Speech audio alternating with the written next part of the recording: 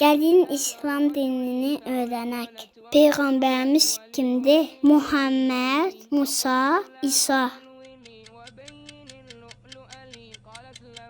Düzgün cavab Muhammed. Peyğəmbərimizin sözləri və əməlləri nə adlanır? Məzhəb, bidət, sünnə.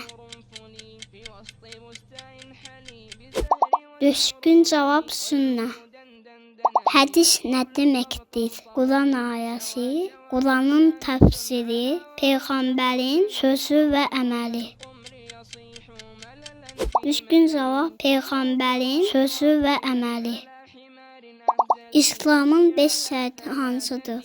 Şəhadət, namaz, oruc, zəkat, həcc ziyarəti, hamısı.